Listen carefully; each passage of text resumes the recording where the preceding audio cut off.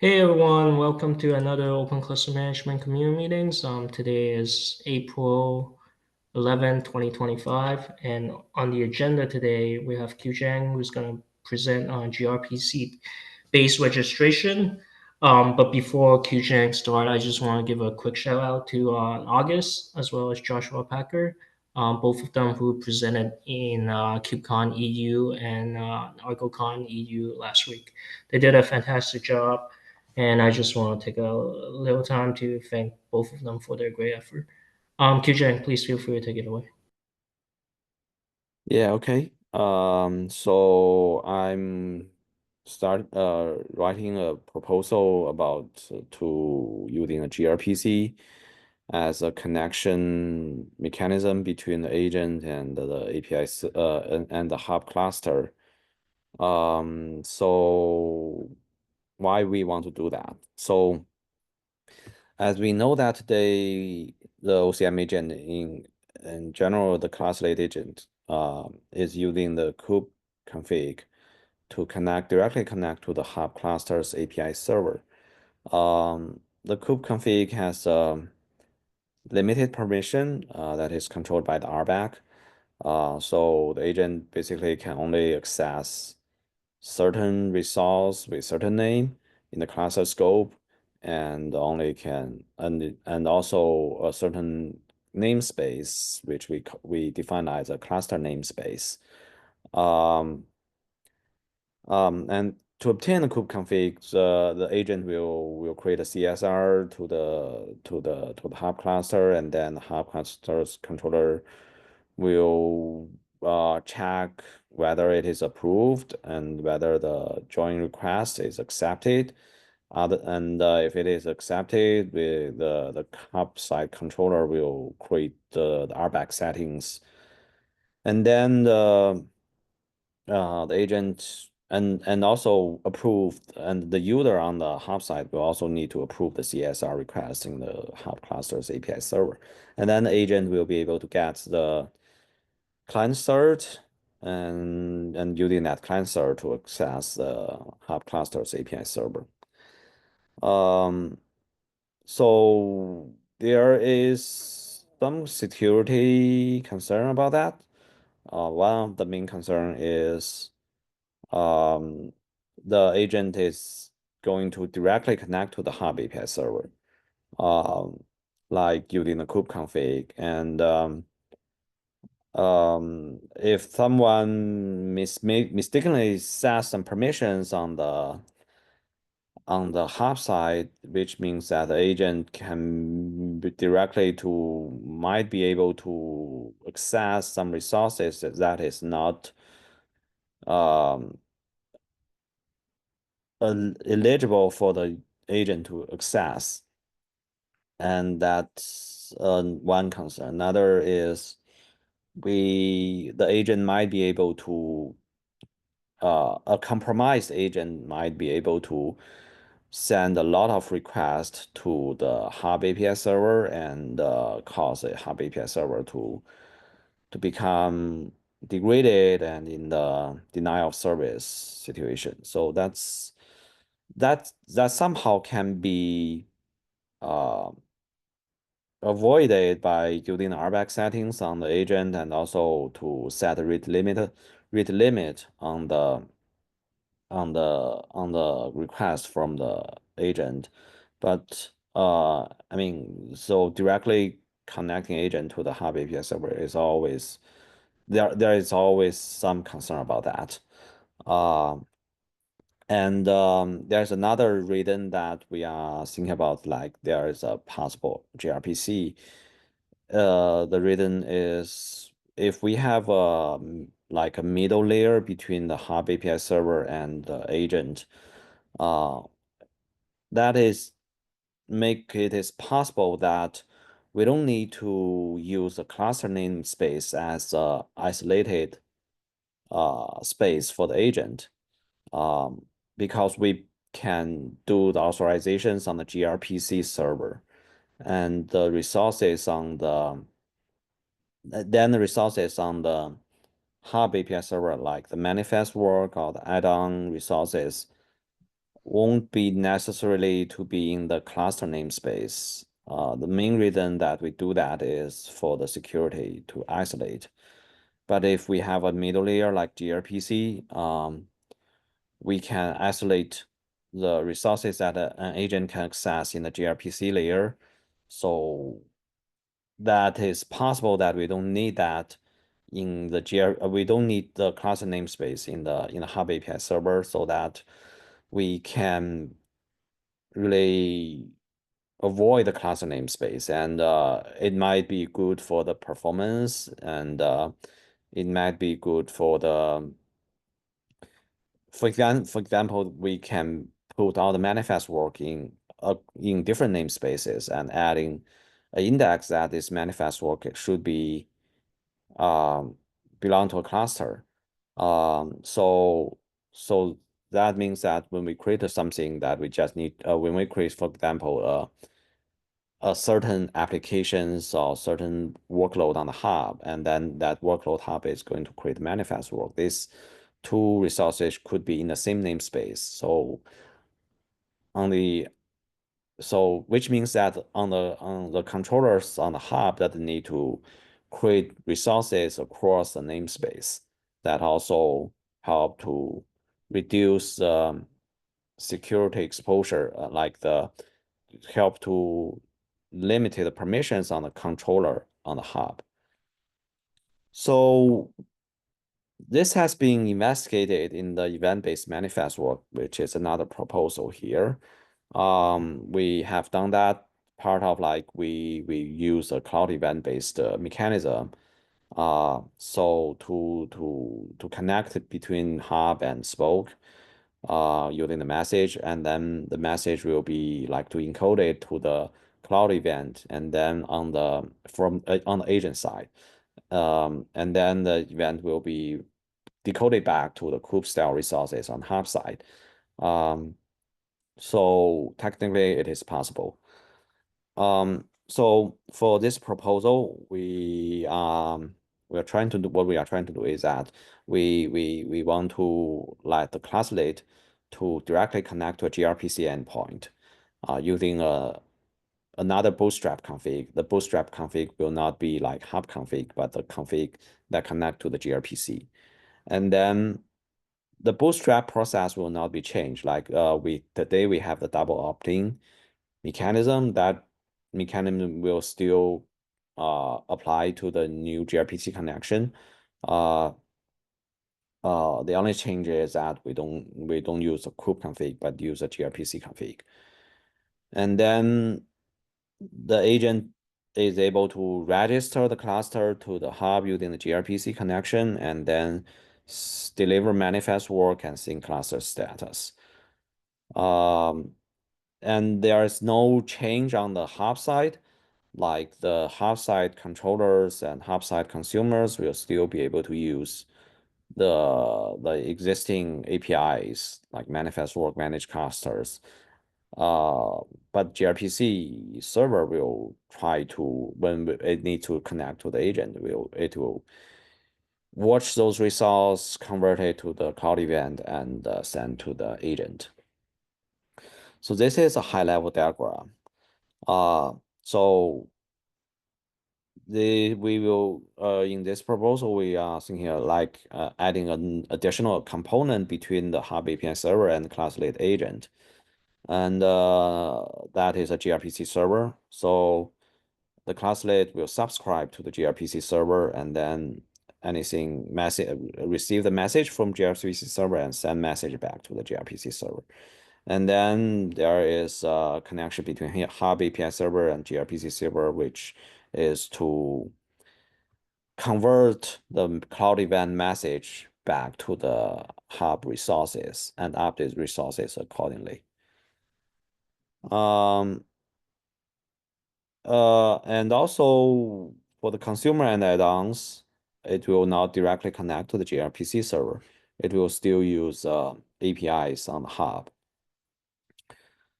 So this is a general idea, and there are some design details. Like um, we will build a persistence layer, consider it as like uh, a layer that we will implement several different services that to connect with the with agent. So today for the classlet agent, it only access a limited number of the resources. In general, it's like 4 or 5 different types of resources, including managed cluster add-on, manifest work, lease, CSR, etc. And also the event. So we will implement a service for each different API that agent will connect to the hub. And each service will be defined as will need to implement this interface, like how you can get or list resources on the hub API server and transfer it to the cloud event, and how you can handle the status update from the agent, and also how you want to watch the event from the hub side and send back message to the agent. So this is all the interface that the service uh, need to implement. And then there is something like registration process. So something that I have mentioned already, there will be a bootstrap config. The bootstrap config will including a token or any our client cert that will have limited permissions, similar as a bootstrap config today. And this bootstrap config will be provided to the spoke, and the agent will use that to create a cluster and create a CSR in the hub cluster. And after that, similar as today, the server will create a CSR. The gRPC server will create CSR on the hub API server with a certain signer called OCMIO gRPC. And then when some user approve the CSR, the gRPC server or the hub controllers on the hub cluster will sign the CSR, and then gRPC server watch this change and send the CSR back to the agent, and then agent will then build new gRPC configurations with a T certificate, and then use that gRPC configuration to connect back to the hub cluster. So that's more all about how this registration process look like. So something about authorization. So the above part is about authentication. So for the authorization, because we have already have some RBAC set on the hub side about the agent, so we will use the existing RBAC. So the server is able to get the agent's identity, and then the agent will use that identity and what kind of the event it received from the agent, like whether it's a subscribe event, whether it's a publish event on create on update, and use that to build as self subject access review requests and send to the hub API server to check if the message is allowed to be synced to the hub API server or be processed. And after the registration is done, the agent will still use the gRPC endpoint to do all the things like syncing the status of the cluster, sending the event, sending the heartbeat, uh, register for the add-on, and syncing the manifest work. So in this proposal, we will not make the add-on to also use the gRPC connections. So add-on, we will only register the add-on using the gRPC connection. So when the add-on requests a kube client certificate from the for the registration to the hub, the agent will still create a registration kube config. So that can ensure that even today the existing add-on can still be used in this, even we switch the class-led agent to using a gRPC connection. So there's also something like high availability, etc. It's more about how we can ensure that the gRPC server can be horizontally scaled, and agent is able to connect one of the gRPC server, and when one gRPC server is done, the agent will be able to reconnect to another one, and there won't be message loss during this reconnection. And let me see if I can give a simple demo. So I already have a hub cluster. So this is a simple prototype.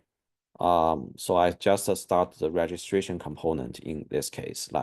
So you can see I already installed the the CRDs and other OCM controllers on the hub side. This command is to start a gRPC server. And we will need to provide like the client CA file. It is to use for the client cert authentication. We also need the TLS, serving cert and serving cert key. So after that, we start that. So currently we implement 4 services, as you can see here. We implement 5 services that is used for the registration, like the add-on, cluster, CSR, event, and lease. So it's not quite difficult to implement one service, just to implement some interface that is defined in the proposal. So after that, I can start the agent also. So at first we can see the what Bootstrap config looks like. It's something like the URL of the gRPC server, the C file to connect to the serving cert, and also the Bootstrap token. Currently it's a service account token. It's just the same as what we did with Bootstrap config. It's a service account token. And then we will use that. Not this one. Right.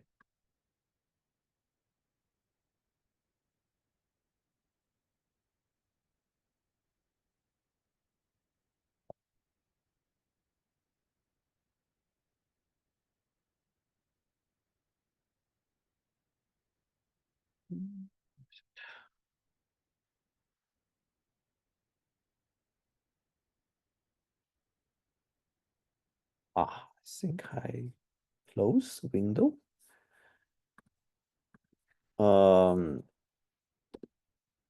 So I think I close that.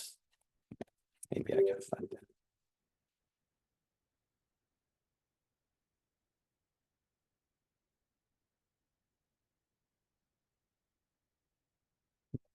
Anyway, so we can start the agent. And when starting the agent, we will need to specify the gRPC bootstrap config. And this is a bootstrap config I already showed, and the gRPC config is also need to be specified. And then also something that we need to set is we need to set registration driver to gRPC. Where it is. Yes, registration auth to gRPC. And then it will connect to the hub. It will directly connect to the gRPC server to do the bootstrap. And after bootstrap, it will generate a config YAML like here.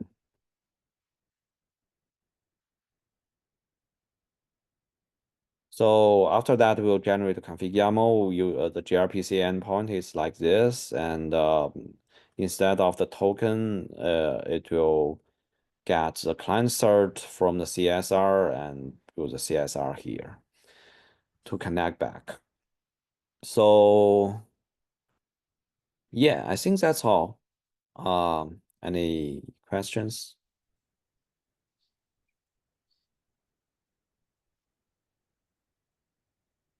Hi, Judy, I have a question. I Yeah, know with the gRPC server, we have a different format for the Bootstrap hubcube config.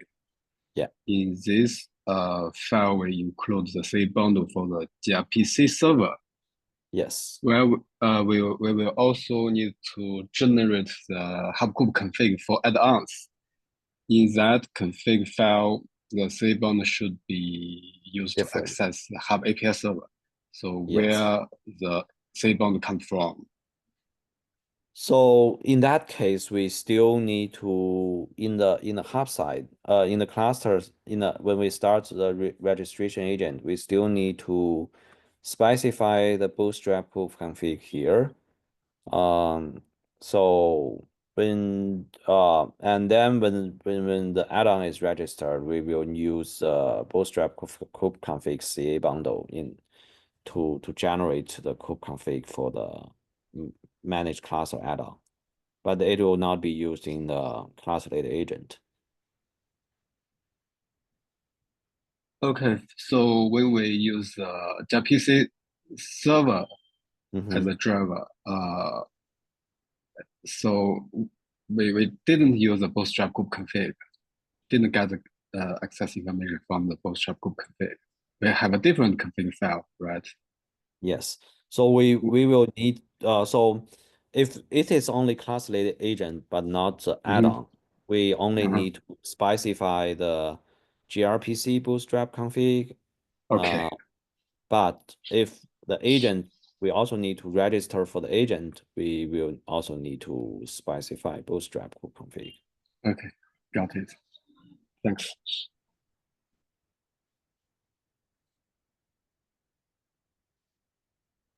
Kijang, I think you mentioned it briefly, but can you go over the advantages of having this gRPC registration type? I know it's regarding, obviously scalability, and then you talk about we're using the also linked to the work events. But so is it for like the far edge scenarios, like the massively scale out the yeah, could you Yeah. talk? Yeah, so we use that in the manifest work. The proposal is there is a cloud event manifest work, event-based manifest work, uh, proposal.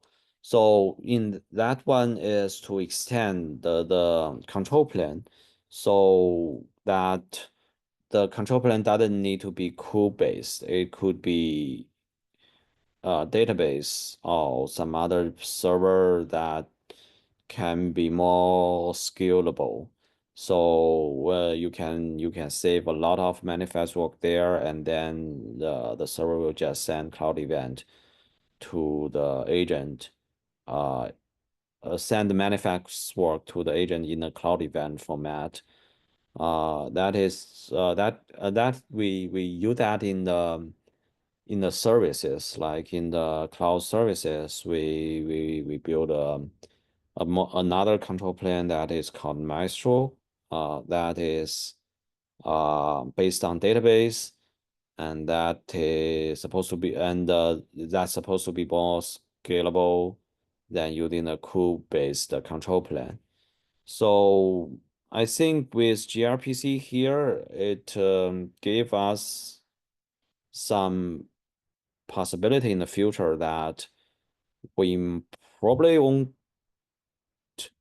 need also in our case we probably could also link the gRPC server to like another non-kube control plane like a database or some other store that's supposed to be more scalable than the hub than the kube control plane for different use cases, as you said, like the edge or cloud services.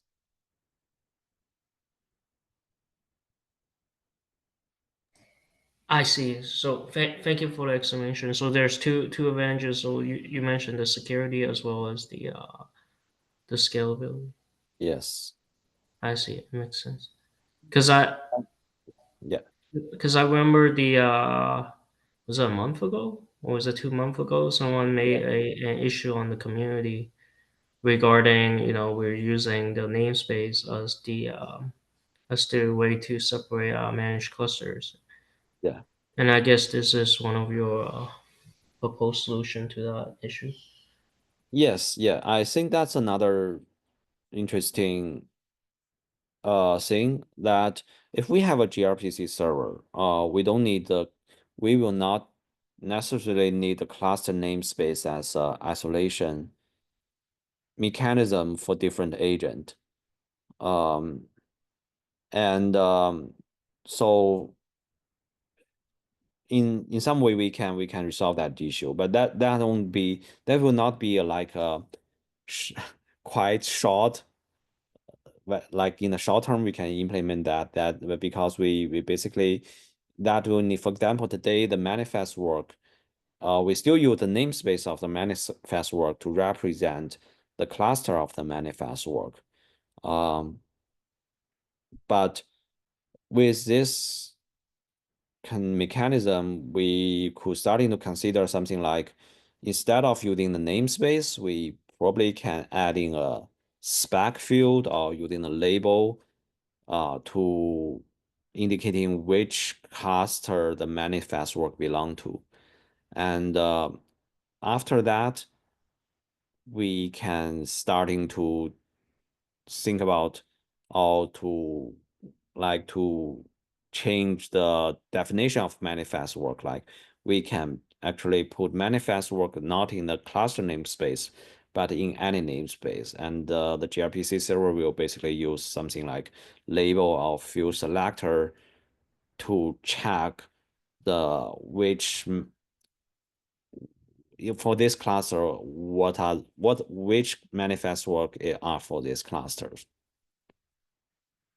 But that I think the implementing this is kind of the first step to that direction. Yes, yes. There's a lot of work as you mentioned. Yeah. Thank you for explaining that. Yeah.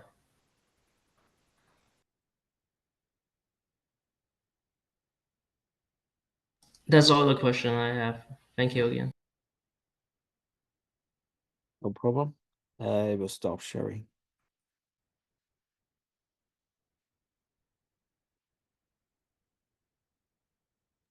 Are there any other questions for Qzheng?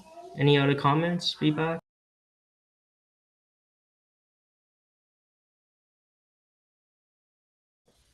Okay. Thank you all for joining. See you all next time. Take care, everyone. Thank you. Bye. Right.